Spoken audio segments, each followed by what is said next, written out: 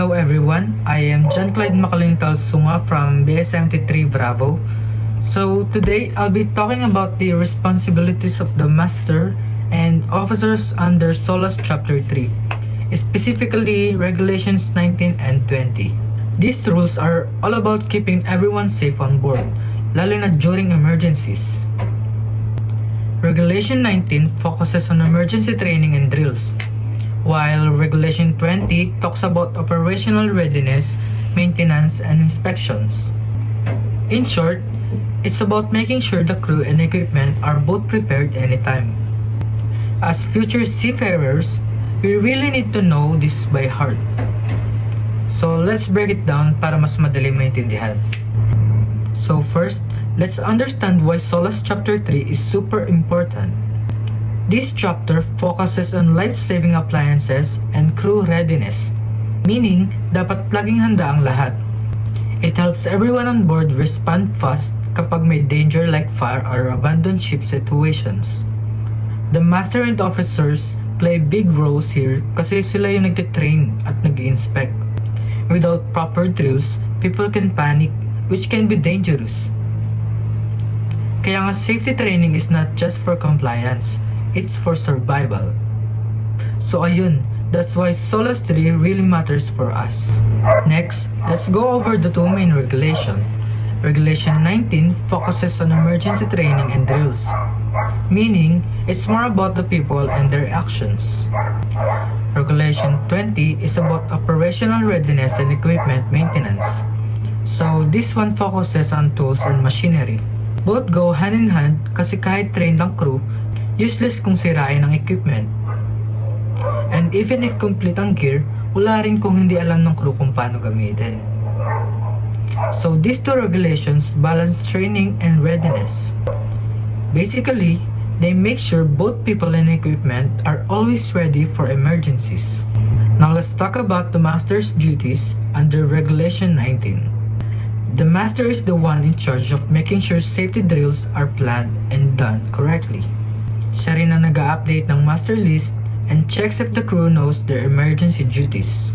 Before leaving port, he ensures everyone understands their role. After drills, the master records everything in the logbook. Kapag may problema sa drills, siya ang nag-aayos at nagsusupervise ng retraining. So basically, he's the overall boss pagdating sa safety drills at emergency preparedness. So okay guys, nakikita ba kayo nito sa barko? Bawat deck nga pala niyan, madami sa barko. Kung sa mga specific places like bridge, engine room, at saka each deck, lahat dapat meron yan. So pag-usapan natin kung ano nga pa to. So okay guys, ito nga pala yung tinatawag nilang master list dito sa barko. So usually, ang mga nakalagay dito sa master list, kung makikita nyo, lahat ng mga general instruction, nariyan. Kung ano yung ating general alarm, yan. Tapos ay kung sino yung master, saka lahat ng mga bawat official sa barko, saka yung mga designated frequency ng aming radio. So bawat emergency sa barko, makikita nyo kung ano yung mga duties ng tao dyan. Nakapile up lahat yan, gaya sa example, firefighting, abandoned ship, rescue boat, and SOPEP, and then close space. Lahat nga pala ng tao dito naka-indicate yung kanilang mga gagawin. Hindi lang ito basta sa drill, kasama na rin dito yung sa during emergency, kung ano yung gagawin mo. So dapat yung sa unang ginagawa dito, hindi mo naman dapat kailangan ma-memorize, lalo na pag new joiner ka sa barko. Dapat alamin mo kung saan nakalagay ito. At saka bawat kabina naman may nakalagay din yung cabin cards. Kung rin naka-specific na nakalagay dito sa mga yan din dapat yung nakalagay sa kabina mo. So lahat ng nakabase dito nakalagay sa aming specific emergency duties sa aming SMS. So yun lang guys, kung may mga katanungan kayong iba, tanong lang.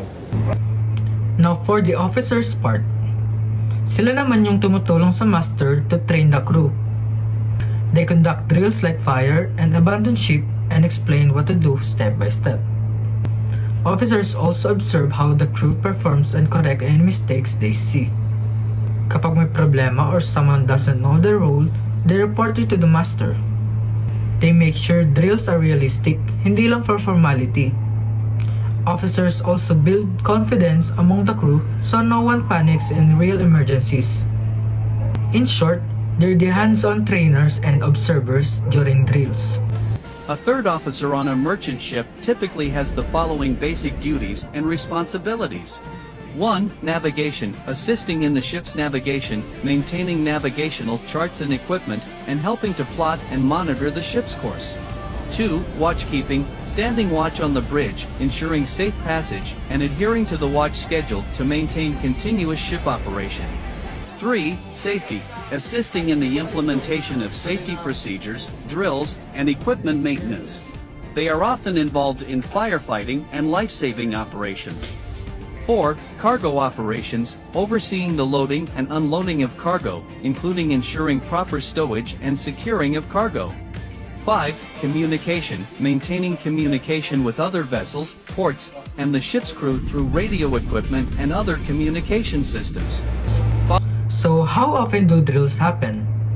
Solas requires at least one fire drill and one abandoned ship drill every month. For enclosed space entry and rescue drills, it's every 2 months. These drills should feel realistic para hindi mabigla pag totoong emergency na. Officers lead this while the master supervises and records them. Sometimes extra drills are done if needed, lalo na pag may bagong crew. So as you can see, drills are part of regular ship life, not just extra tasks. Bridge, good morning. Fire in engine room, fire in engine room. Call captain, call captain.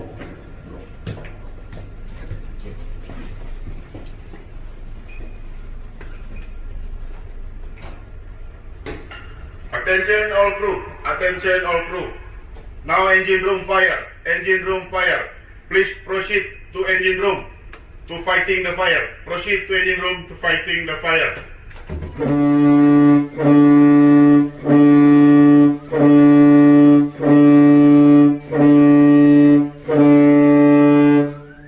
Please announce to all ship, now we are in fire. Mayday, mayday, mayday. This is Motor Vessel Talukmas, Motor Vessel Talukmas, Motor Vessel Talukmas. Call sign Yankee Bravo Golf Oscar 2.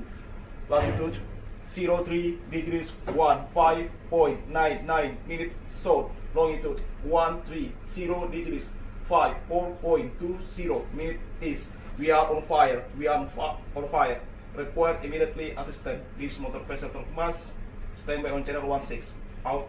I was busy thinking about boys, boys, boys. I was busy dreaming about boys, boys, boys. Head is spinning thinking Command about team, emergency team now proceed. Bring equipment to engine room for fighting fire. Okay, please proceed. Please proceed. Okay, thank you. And when they finally leave me, I'm all alone.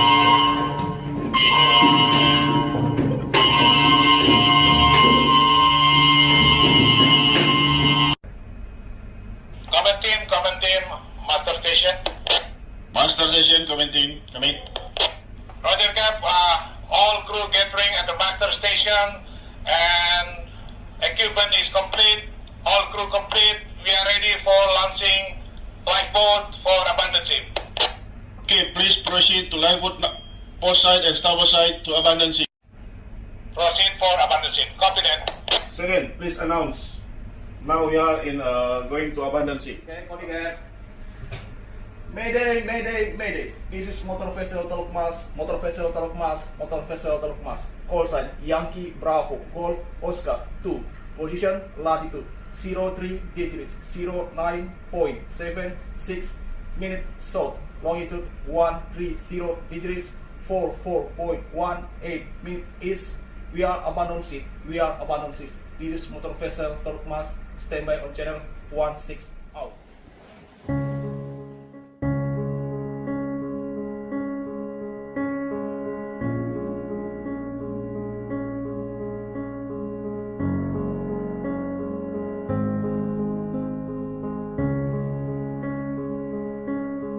There goes my heart beating, 'cause you are the reason I'm losing my sleep. Please come back now. There goes my mind racing, and you are the reason that I'm still breathing. I'm hopeless now. After every drill, everything should be written in the logbook. You need to record the type of drill, date, and who participated. Even if the drill wasn't fully completed, dapat may note kung bakit. This helps prove that the ship is following SOLAS regulations. It also used to track who still needs more training. Kapag may inspection or audit, these records are very important. So always remember, if it's not written, it didn't happen. That's the rule on board. Now let's talk about teamwork. The master makes the plan and the officers carry it out. They talk after drills to see what went well and what can improve. Pag may problema, like confusion or slow response, they fix it right away. Regular feedback helps improve future drills. This coordination keeps everyone alert and confident. So teamwork talaga ang key for safety on board. Moving on to Regulation 20, which focuses on equipment readiness. The master ensures all life-saving equipment is working properly before and during the voyage. He checks that lifeboats, rescue boats, and other safety tools are ready for use. He also reviews inspection reports from officers and maintenance plans. Kapag may defect, he arranges for repair right away.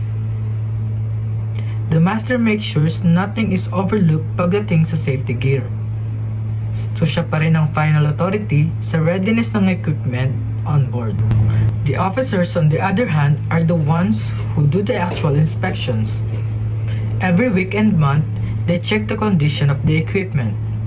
They test the lifeboats, engines, and launching gear to make sure everything works.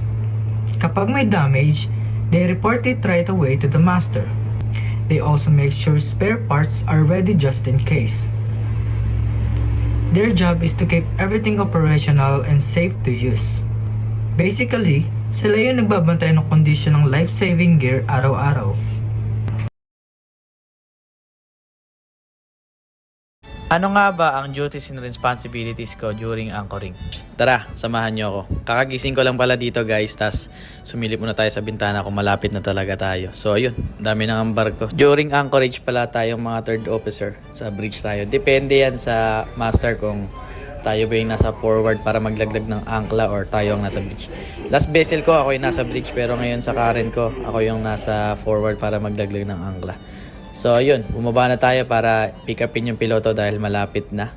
Isa sa mga duties natin sa bridge, tayo ang may hawak ng telegraph. Assistant din tayo ni Kapitan para sa monitoring ng mga vessels kung may magkocross. Report natin kagad sa kanya. Siya ang may hawak ng command, so siya ang magdidesisyon kung saan tayo alter.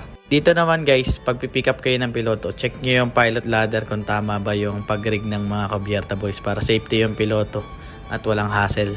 Pag nakita nyo na approaching yung pilot boat na sinasakyan ng piloto, i-report nyo na kagad kay Kapitan na pilot boat approaching sir. Then, report nyo naman sa bridge pag packet na yung piloto. Then, batiin natin.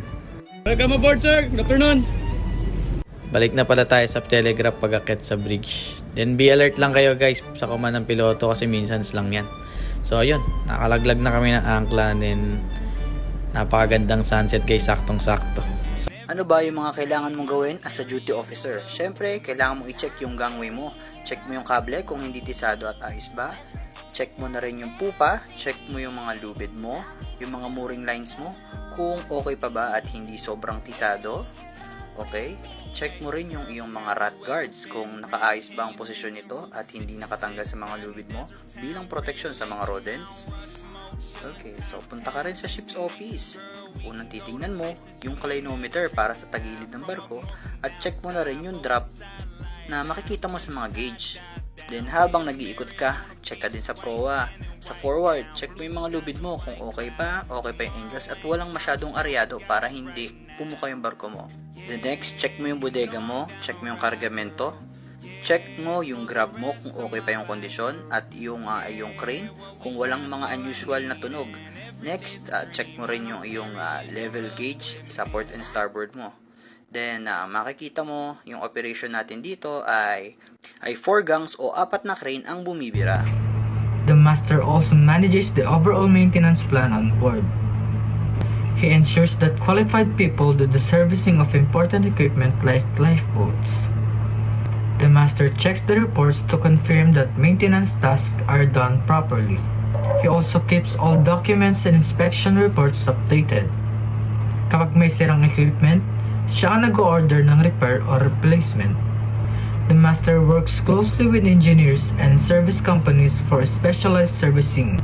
So he's like the manager who keeps the whole maintenance system running smoothly. Officers are the one doing the weekly and monthly checks of safety equipment. They inspect and test everything from lifeboats to rescue gear. They also run lifeboat engines for a few minutes just to see if they're working fine. They keep records of these checks and follow the manufacturer's instructions for servicing. Officers report any problems immediately to the master for action. Their consistency ensures that no problem is left unnoticed. In short, they're the daily guardians of ship safety equipment. Samahan niyo ako today kasi may tutuklasin tayo. During my weekly inspection, I have observed na deteriorated na yung grab line at may kalumaan na yung lifeline ng lifebuoys namin. At ang pangangalaga ng lifebuoys, particularly sa grab lines at lifelines niya, ay may sinusunod na international guidelines na naaayon sa LSA code. Basic regulations about lifebuoy is yung inner diameter nito should not be less than 400 millimeters. Yung outside diameter naman nito should not be more than 800 millimeters. Tapos yung grab line na to, ultimo yung diameter na to is being regulated. It should not be less than 9.5 millimeters. Diba? Daming ebas. Ito, yung buong ganito, it should be 4 times the outside diameter. So, ibig sabihin, given that this is 800 millimeters, tapos itayo sa 4, edi 3,200 millimeters, edi it should be not less than 3.2 meters yung buong ito. Yung diameter naman ng lifeline ng lifebuoy should not be less than 8 millimeters. Okay, ganun, 8 millimeters. Pumunta ako ng proa at may nakita nga akong 8 millimeter na diameter na polypropylene na lubid. At dahil wala akong makitang available na lubid na pwedeng magamit na grab line, mag-add to cart tayo gamit ng IMPA. Simpleng palit lang sana ako ng lubid pero may kailangan akong basahin para makomply ko ang international standards. And it's 100 days before I go home to more great sea encounters. Thank you for watching. Init! In this video, mag-check kami ni Kadete ng immersion suit saka life jacket. Yung model pala ng immersion suit natin is I590C. Pag sinuot nyo to, need siya ng life jacket lagi. May kapartner siya. So, yun na. Tara, check na natin. Tara, Det. Unahin muna natin yung life jacket. Paano i-check to, Det? Una, check nyo yung whistle. Kung gumagana na. Okay, whistle check. Next is life jacket lights. Check natin kung umiilaw. Kabila. Yon. Goods. Okay na. Ngayon, check naman natin yung condition niya kung walang sira. Yung mga buckle niya is good condition. Walang damage. Okay. And last thing is the reflector. Kung maganda pa or visible pa siya.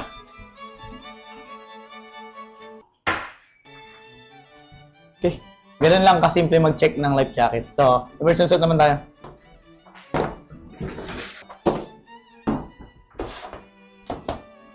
Check ulit natin yung whistle. Foul! Ay, joke lang. Zipper na muna tayo, zipper. Itong zipper, daging smooth siya. Para in case of emergency, mabilis natin siya masusot. Goods naman siya, pero lalagyan pa rin natin siya ng Vaseline para mas madulas siya.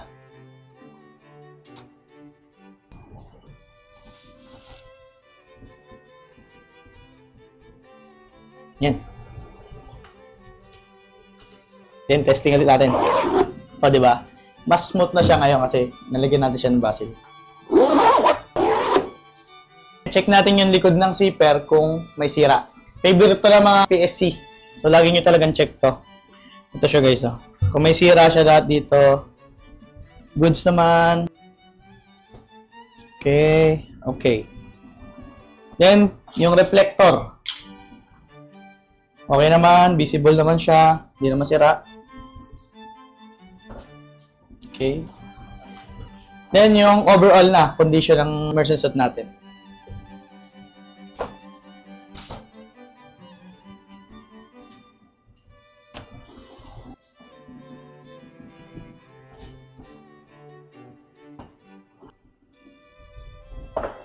Yun lang guys, ibalik na natin.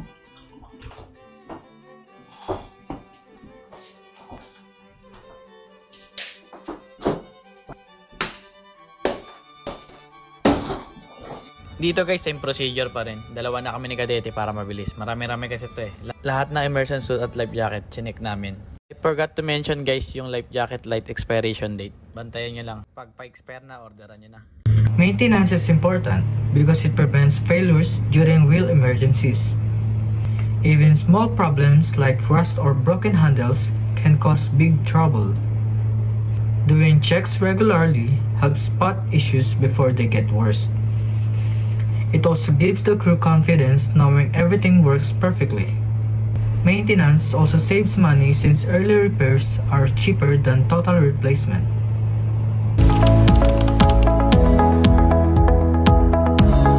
Hey guys, let's talk a little bit about maintenance and why maintenance is important. When we go to buy an asset or a piece of equipment, more often than not, we're buying something new. And we have this expectation that it is in perfect operating condition, which statistically, more often than not, is true. The question is, when does it stop operating perfectly? And why did it stop operating perfectly? And what are you doing at the moment it stops operating perfectly? And how does that impact you? There are trends on these things. There are general, reliability curves, failure curves, and things like that. So you can tell a lot of, answer a lot of questions with those. But back to why the maintenance is important. Maintenance not only ensures that piece of equipment, that asset, is going to keep operating in a manner that you expect, but preventive, regular maintenance also gives you a predictable cost. And man, I probably, like everybody who owns a car, you go in to get an oil change today and you're like, how much does this cost? And it seems astronomical. But then you compare it to the engine blowing up while you're driving down the interstate, and then you have a tow truck, and then you take it to the dealer, and they tell you didn't change your oil, so you have to buy a new engine, and now you're $10,000 in, and suddenly that oil change was very inexpensive. And you can just scale that up as you go into industry and larger assets. Unfortunately, as I'm sitting here recording this, a cargo container ship just ran into the Francis Scott Key Bridge in Baltimore the other day. And that same ship had some known maintenance history issues, specifically an incident in the port of Antwerp in Belgium. And we saw the power go on, would go off, on, off. The thing hits the bridge collapses. I don't know, is this $1 billion issue? How much was maximum? Well, it wasn't going to be $1 billion, and it wasn't going to kill anybody. Unfortunately, maintenance, even on our personal vehicles, has a direct relationship to our safety as the operators and passengers. And what we saw with that container ship hitting the bridge was a very direct relationship to human life because of maintenance. So why do you want to maintain? You want to maintain things because in the long run, it's cheaper than emergencies are. You want to maintain things because your operations are more predictable. You want to maintain things because it keeps you in regulatory compliance. The maritime industry is the backbone of global trade, facilitating the transportation of approximately 90% of the world's goods, from consumer products to raw materials. The efficient movement of these items relies heavily on maritime operations. Given the scale and importance of this industry, maintaining operational efficiency and safety is paramount. This is where planned maintenance systems, or PMS, come into play. Planned maintenance systems are crucial for the maritime industry, ensuring that vessels operate smoothly and safely. But what exactly is a planned maintenance system? PMS involves scheduling regular maintenance tasks to prevent unexpected breakdowns and extend the lifespan of equipment. This proactive approach minimizes downtime and ensures compliance with international regulations. Implementing an effective PMS allows maritime operators to improve operational efficiency and safety significantly.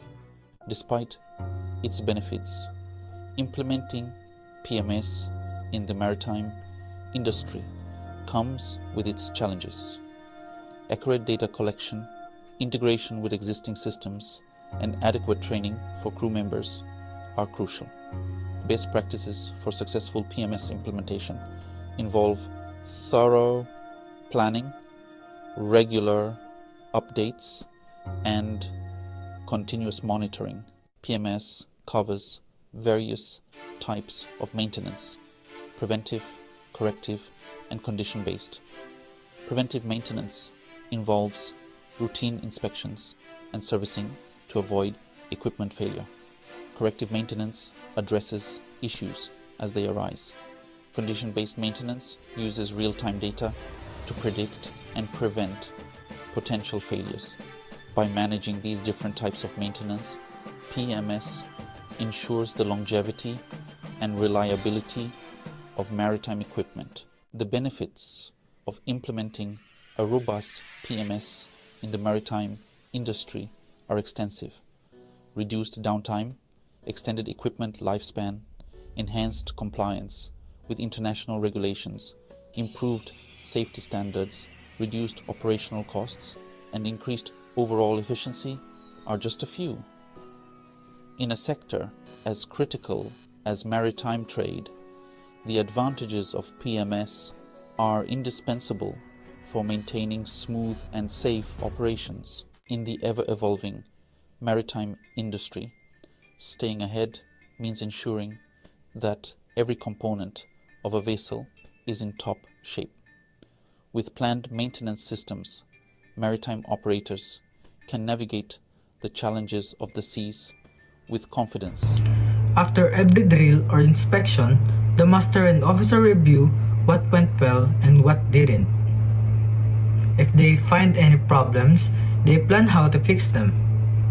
Sometimes it means extra training or replacing damaged gear. This process helps build a strong safety culture on board. It shows that the ship doesn't just follow rules, it actually values safety. When the crew sees the leaders take safety seriously, they also follow.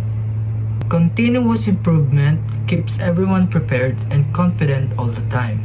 SALAS Chapter 3 Simplified.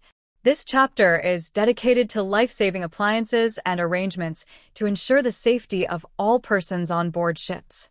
Here are the important features. General Regulations, Part A. Application. Specifies the scope and applicability of the regulations. Exemptions. Lists exemptions for certain types of ships. Definitions. Provides definitions for terms used throughout the chapter. Evaluation, testing, and approval. Outlines the criteria for evaluating, testing, and approving life-saving appliances and arrangements. Production tests. Details the production tests required for life-saving appliances. Requirements for ships and life-saving appliances. Part B. Passenger ships and cargo ships. Specifies the requirements for different types of ships. Personal life-saving appliances. Details the requirements for life jackets, life belts, and immersion suits. Muster list and emergency instructions.